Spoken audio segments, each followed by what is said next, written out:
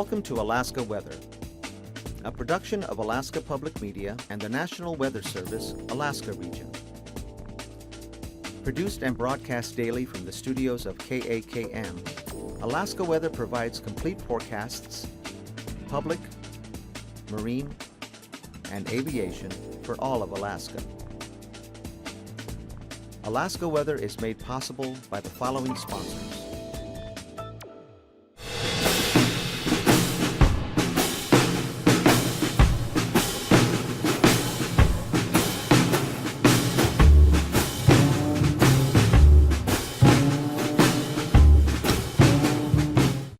It's never too early to set expectations and goals for your child's education. The UA College Savings Plan provides opportunities that can help you reach your educational savings goals. Save in Alaska. Study anywhere. There is more information available by calling 1-888, the number 4, and then Alaska. This message sponsored by the UA College Savings Plan.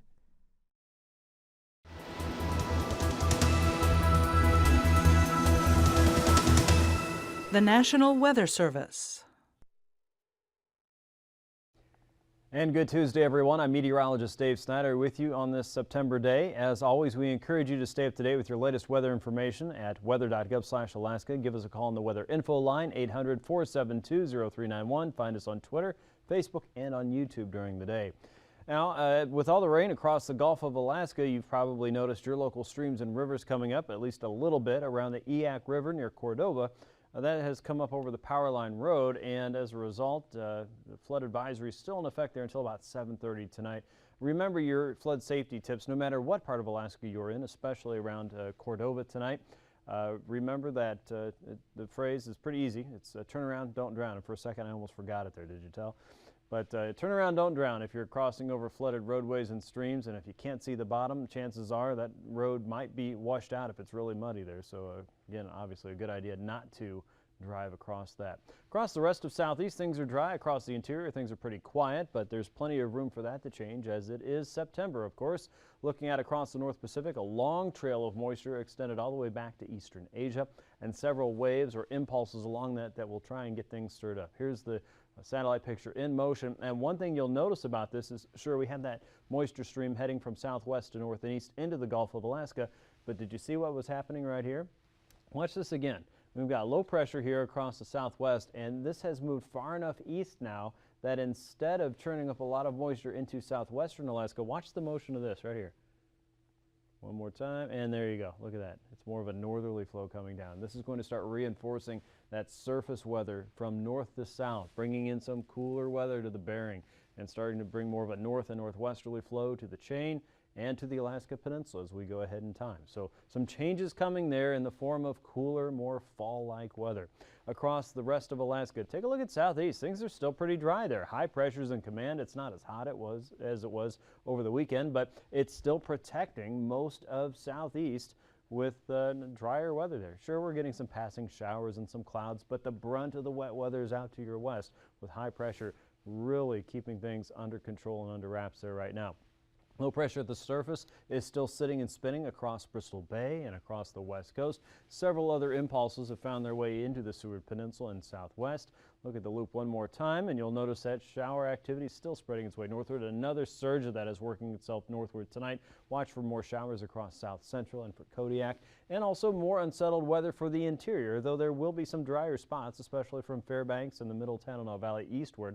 Watch for some occasional drier weather compared to everyone else out in the west. Still looking at pretty unsettled and damp weather.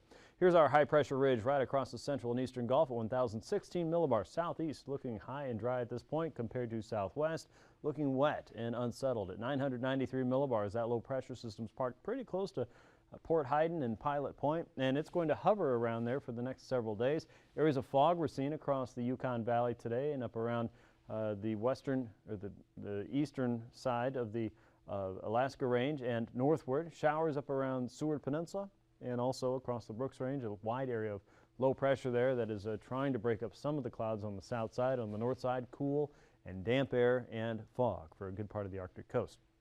Tonight, a few showers may find themselves across southeast. By and large, though, the wet weather is really going to focus on Prince William Sound and the northern Gulf Coast, all the way to the Barren Islands, south central, looking for showery weather from time to time.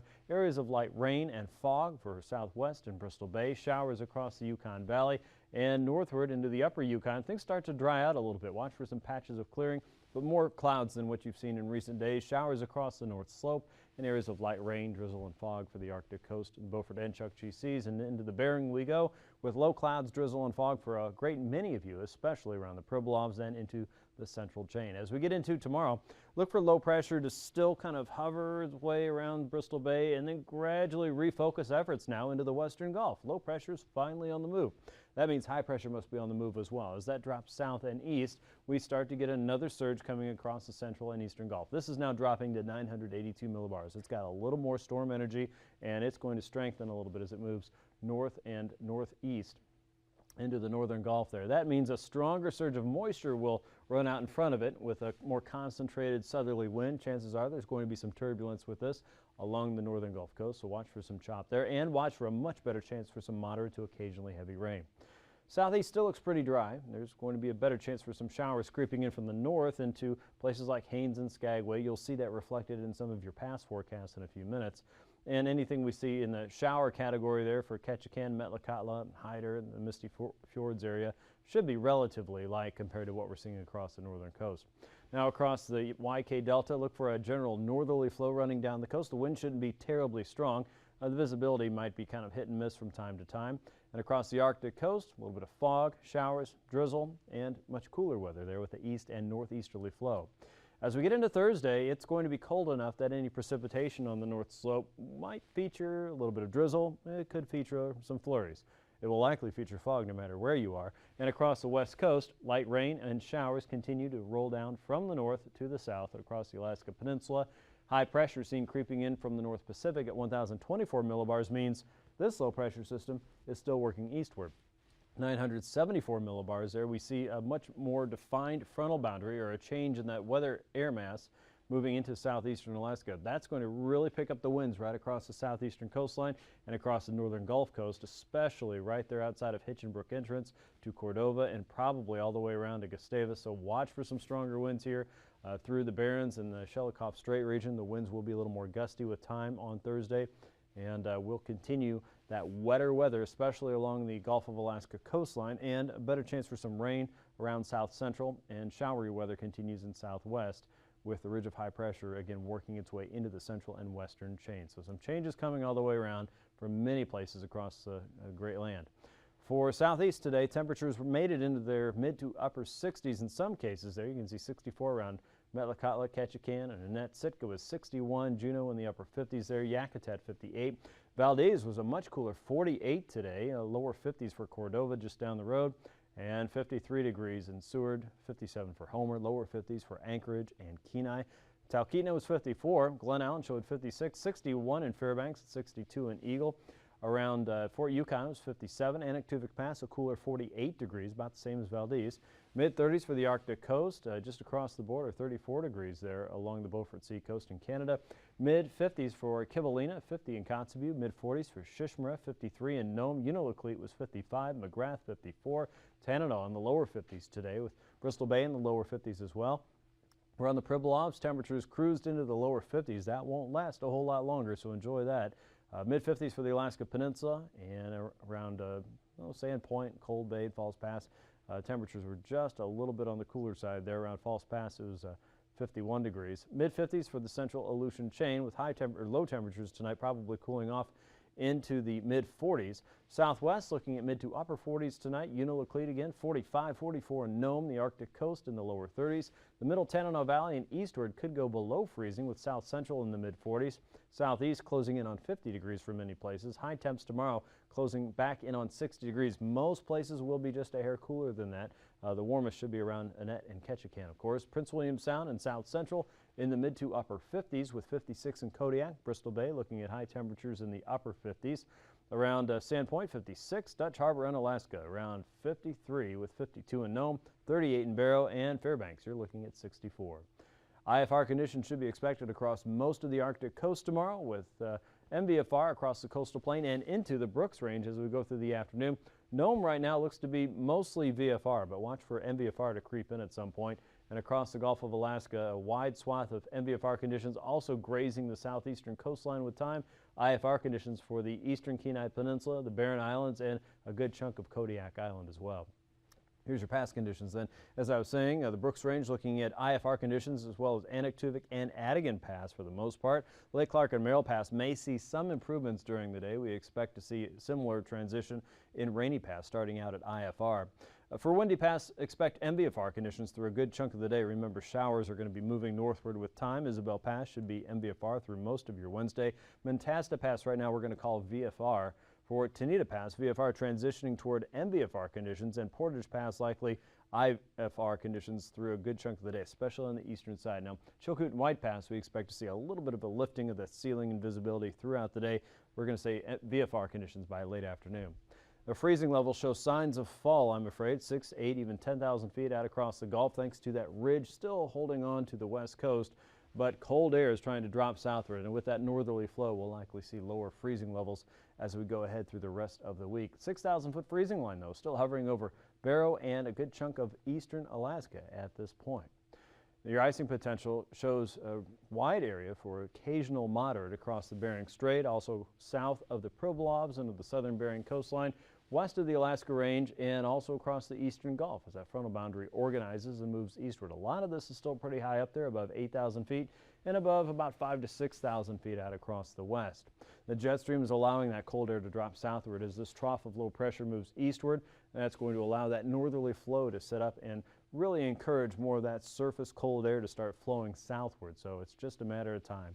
The south and westerly flow is still found over southeastern Alaska, and that's all part of the ridge of high pressure that's in command of the west coast of the lower 48 states.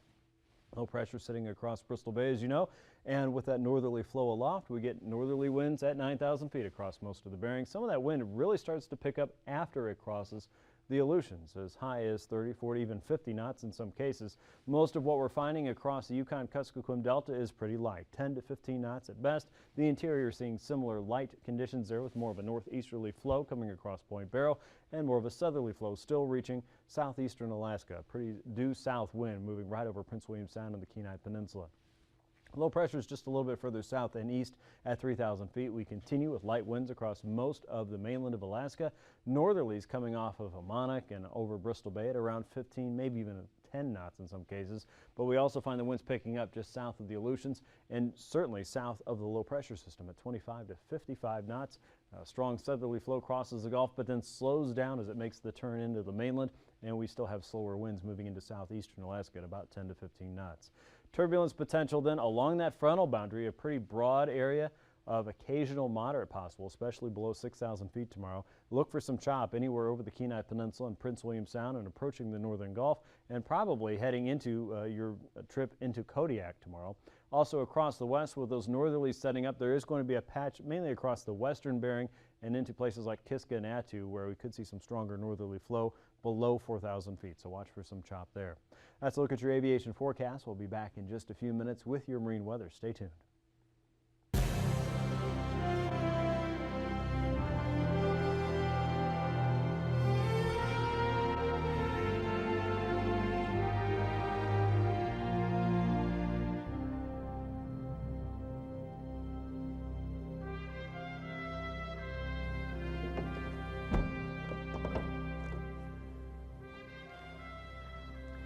Over the past few decades, the helicopter aeromedical industry has proven itself to be a very effective means of saving the lives of those who are critically ill or injured.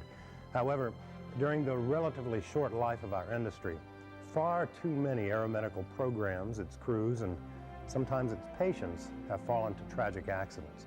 And the highest percentage of these crashes have been caused by human error. Now, often this fact leads us to ask the question, what was the pilot thinking? Why did he act the way he did? And what's even more confusing is why are the same mistakes still being made over and over again throughout our industry? As you go through this training and watch the scenarios, we suggest that you heavily concentrate on the error chain depicted in each scenario and how these steps ultimately lead to a crash. Ask yourself, what were the contributing factors? Were there opportunities to break this chain? Was there a specific culture and a program that affected the pilot's decision-making? And finally, were there direct and/or indirect pressures that influenced the pilot's decision? And finally, before we begin with the scenarios, there are two major points to note. First, none of these scenarios are contrived. Each contain multiple contributing factors and influences taken directly from industry accident and incident reports, as well as confidential surveys recently completed by your peers concerning practices and safety problems within our industry. And second, this video would not be possible if it were not for the support of aeromedical helicopter operators, hospital programs, and their crews, as well as all of the other supporting agencies named in the closing credits of this video. These companies donated their equipment, personnel, and the display of their logos to demonstrate unsafe safety practices in the sincere hope that taking a proactive approach through this training will help to significantly improve the safety record of this worthwhile industry. Now let's begin with the first scenario.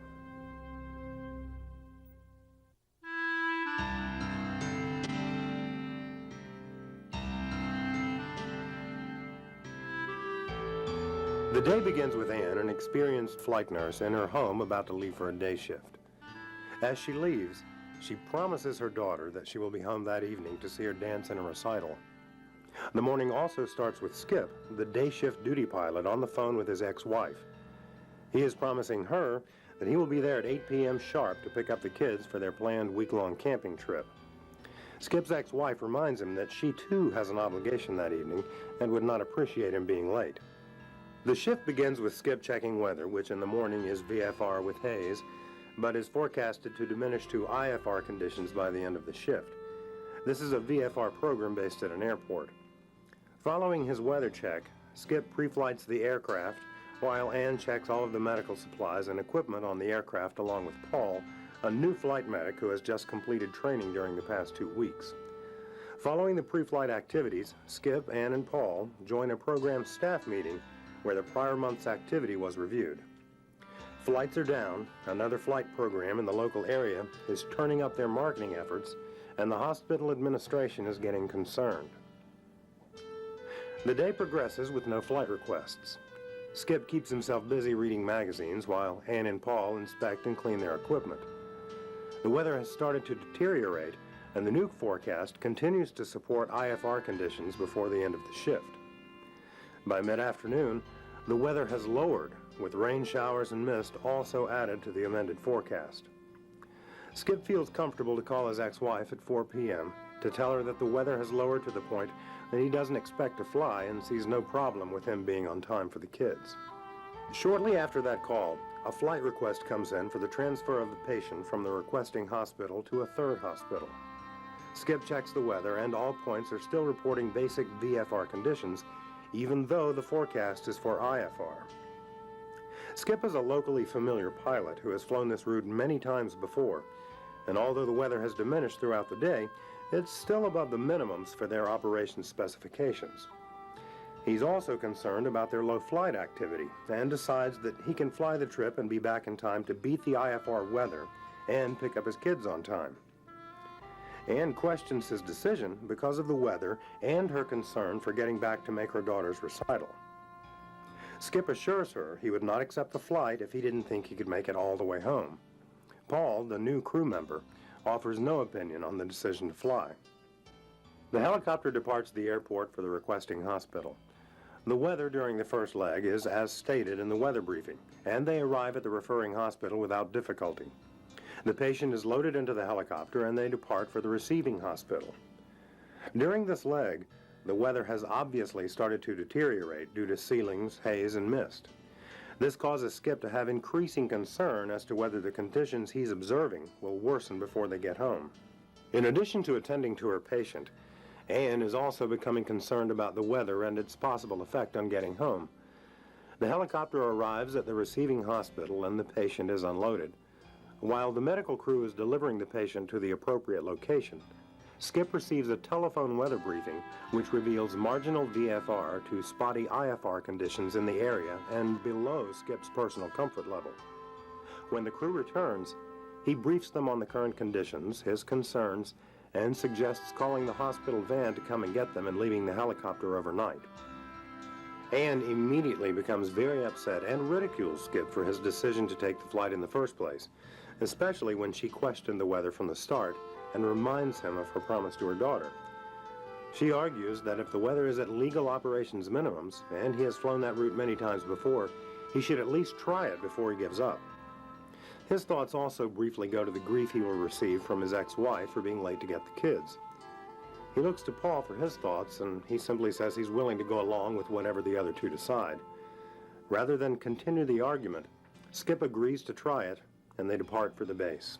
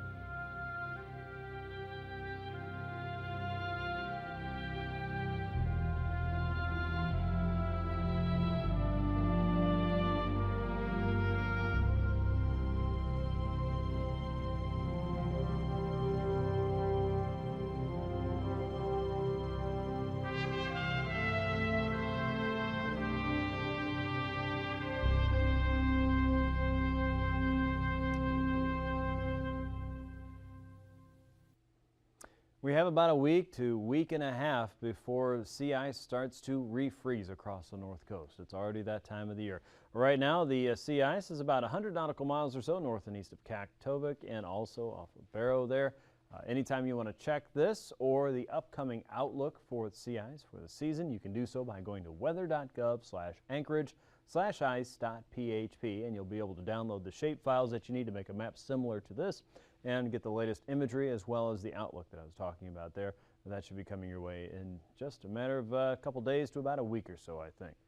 Here's a look at what's going on across southeast now. Winds will be picking up across coastal areas from 10 to 15 knots in the south to 20 to 25 knots up around Icy Cape, 5 to 8 foot seas there. A light wind across the inner waterways around 5 to 15 knots with a southerly flow, 2 to 3 foot seas in most areas. By Thursday, we see a much different story in the north with winds coming up to gales or stronger. A easterly wind out around Yakutat with an 18-foot sea developing as low pressure, and that frontal boundary starts to swing much closer to the coast. Look for stronger gales across the south as well.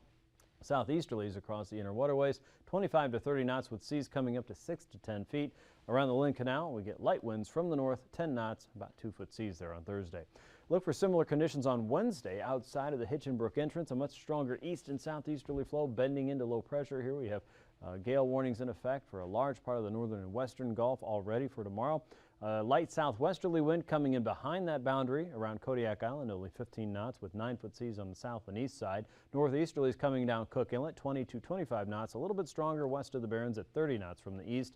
And then once that passes, northerlies are drawn back into the system. They won't be quite as strong, it looks like right now. 25 knots coming down Cook Inlet. Northwesterlies on the eastern Barrens, 25 knots with a 10-foot sea, and northeasterlies inside of Prince William Sound at 25 knots with a 6-foot sea for Thursday around Kodiak Island. 15 to 25 knots on either side with 9-foot seas prevailing on the east and south side.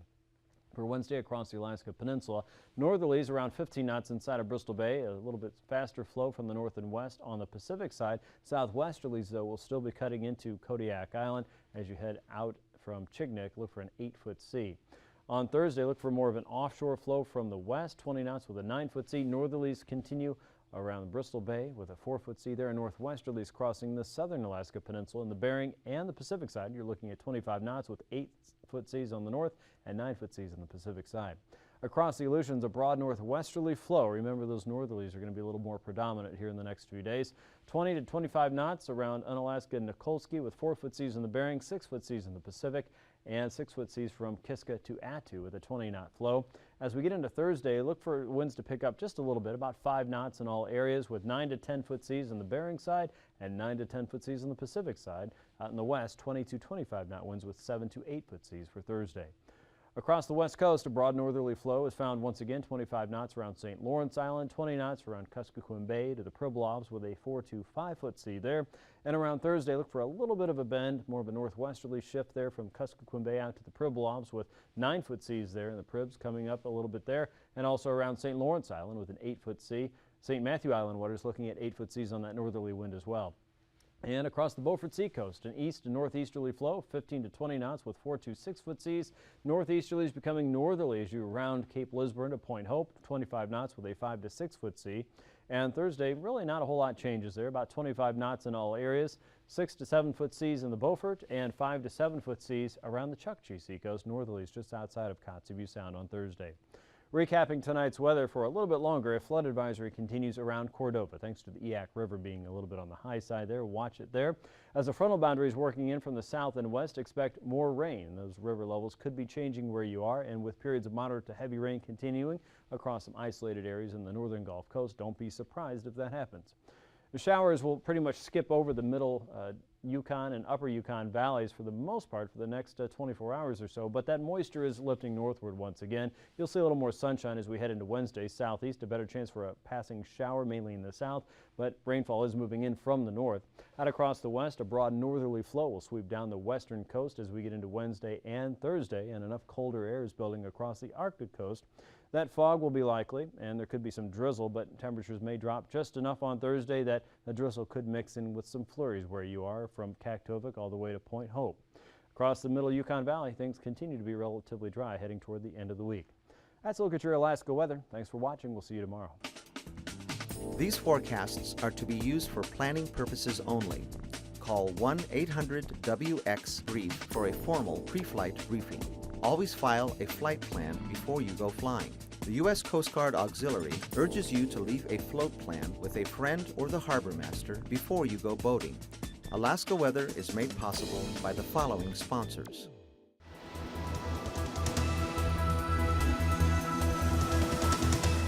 The National Weather Service. If you served in the military, the Alaska VA welcomes you home and thanks you for your service. You may be eligible for VA health care benefits, including reimbursement for your care at 26 tribal health facilities and their more than 180 outlying clinics throughout the state of Alaska. Apply online in less than 5 minutes.